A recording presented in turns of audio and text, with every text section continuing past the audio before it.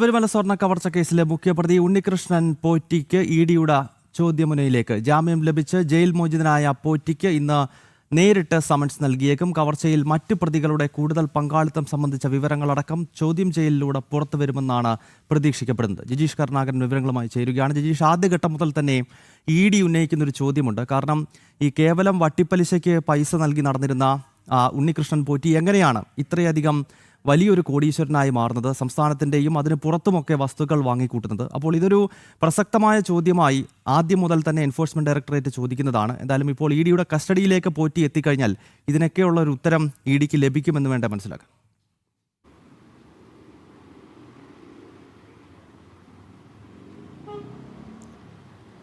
Gautam, enforcement directorate പ്രധാനമായും അന്വേഷിക്കുന്നത് അതുതന്നെയാണ്. ഈ കള്ളപ്പണ ഇടപാടുകളുമായി ബന്ധപ്പെട്ട് ഉണ്ണികൃഷ്ണൻ പോറ്റി നടത്തിയിട്ടുള്ള ഇടപെടലുകൾ, ഉണ്ണികൃഷ്ണൻ പോറ്റിയുടെ കൈവശം എത്തിയിട്ടുള്ള ഈ സ്വർണ്ണ കവർച്ചയിലൂടെ ഉണ്ണികൃഷ്ണൻ പോറ്റിയുടെ കൈവശം എത്തിയിട്ടുള്ള പണം അത് എങ്ങനെയെല്ലാം വിനിയോഗിക്കപ്പെട്ടു, മോഷ്ടിച്ച സ്വർണം അല്ലെങ്കിൽ കവർച്ച ചെയ്ത സ്വർണം എവിടെയെല്ലാമാണ് എത്തിയിട്ടുള്ളത്? കാരണം മുഴുവൻ സ്വർണവും കണ്ടെത്താൻ SITക്ക് കഴിഞ്ഞിരുന്നില്ല. ഈ സ്വർണ്ണ പാളികളിൽ നിന്ന് വേർതിരിച്ചെടുത്ത മുഴുവൻ സ്വർണവും കണ്ടെത്താൻ കഴിഞ്ഞിട്ടില്ല. ഈ ഒരു സാഹചര്യത്തിൽ ആരുടെയെല്ലാം കൈവശമാണ് ഇത് എത്തിയതെന്ന് മനസ്സിലാക്കണം. മാത്രമല്ല, ബംഗളൂരിൽ വലിയ തോതിൽ സ്വത്ത് സമ്പാദനം ഉണ്ണികൃഷ്ണൻ പോറ്റി നടത്തിയിട്ടുണ്ടായിരുന്നു. ചെറിയ കാലയളവിൽ തന്നെയായിരുന്നു ഉണ്ണികൃഷ്ണൻ പോറ്റി ഇത്രയധികം സ്വത്ത് സമ്പാദനം നടത്തിയത്. എൻഫോഴ്സ്മെന്റ് ഡയറക്ടറേറ്റിന്റെ പ്രാഥമിക അന്വേഷണത്തിൽ തന്നെ അവർ മനസ്സിലാക്കിയ ഒരു കാര്യമെന്ന് പറയുന്നത് ഈ പ്രതികളെല്ലാവരും തന്നെ ബിനാമി ഇടപാടുകൾ നടത്തി എന്നൊരു സൂചനയാണ്. സംസ്ഥാനത്തിന് അകത്തും പുറത്തുമായി വിശ്വസ്തരായ ആളുകൾ, ഏറ്റവും അടുത്ത ബന്ധുക്കൾ മാത്രമല്ല, തങ്ങളുടെ വിശ്വസ്തരെന്ന് കരുതുന്ന പല ആളുകളുടെ പേരിലും ഭൂസ്വത്തുക്കൾ അടക്കം വാങ്ങിക്കൂട്ടിയിട്ടുണ്ട്.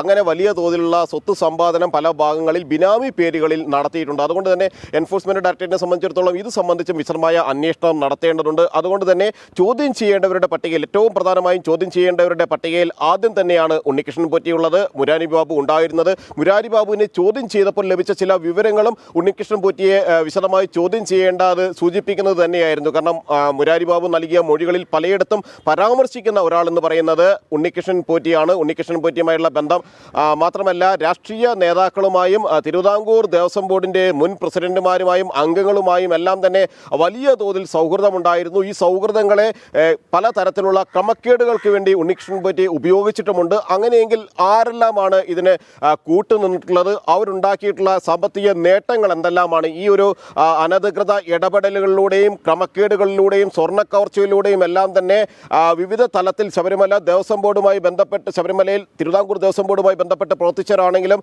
ശബരിമലയിൽ ഉണ്ടായിരുന്ന മറ്റ് ആളുകളും എല്ലാം തന്നെ ഏതെങ്കിലും തരത്തിലാണ് സാമ്പത്തിക നേട്ടങ്ങൾ ഉണ്ടാക്കിയതെന്നെല്ലാം മനസ്സിലാക്കുന്നതിന് ഉണ്ണികൃഷ്ണൻ പോറ്റിയെ ചോദ്യം ചെയ്യേണ്ടതുണ്ട്.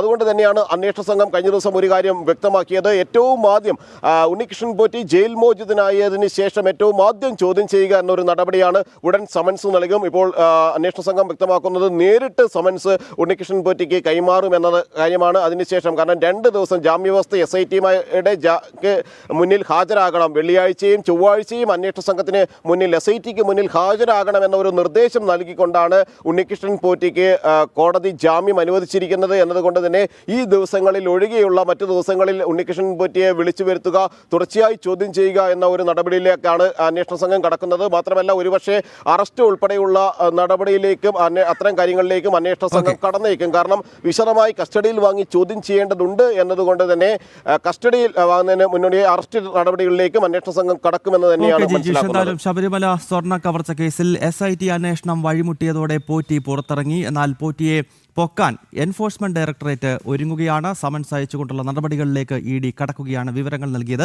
ജിജീഷ് കരുണാകരനാണ്.